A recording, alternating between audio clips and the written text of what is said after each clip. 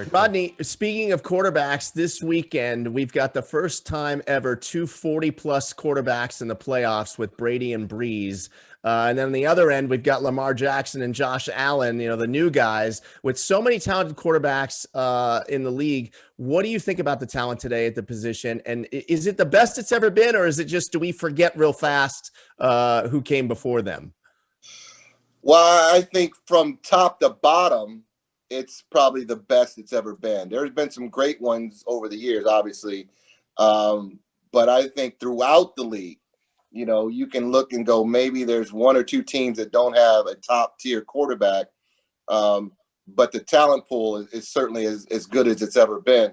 But no, I look at it, I think it's great. It's extremely dynamic. And what you see with Tampa Bay and New Orleans, the two 40-year-old quarterbacks are really kind of the last bastion of that style of quarterback, the guy that just, that stands in the pocket. It's a pocket guy that doesn't really have a whole lot of mobility, moves around, where you don't see that. You're not going to see that anymore. The trend has changed from those guys to guys. You got to be able to do both. And so on the Tampa Bay and Brady and Breeze side, I look at it, there's one guy that definitely looks 40 and plus right now, and I think that's Breeze. He looked old.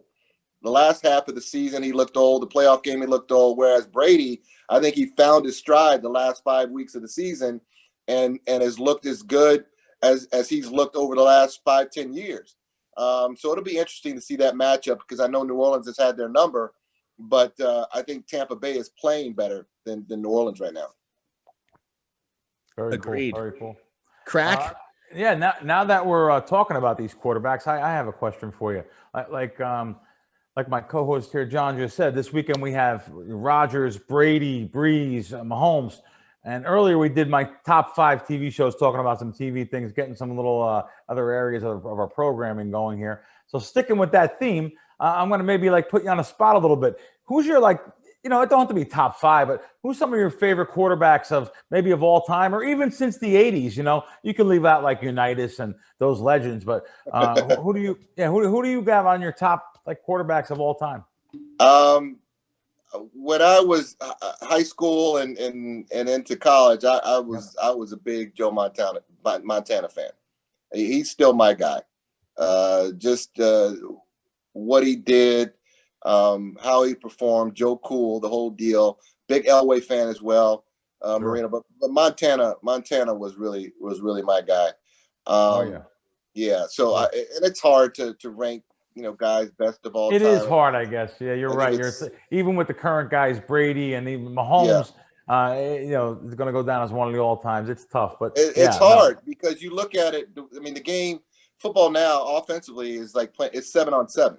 It's not like it was before. I mean, when I played in the 90s, early 2000s, it was, if you, as a quarterback, you were 18 for 25 for 275 yards. That was considered a really good day. That was a pretty good day, 2 touchdowns or whatever. Now, if you're not throwing for 300 plus yards a game, it's the passing game suffered today.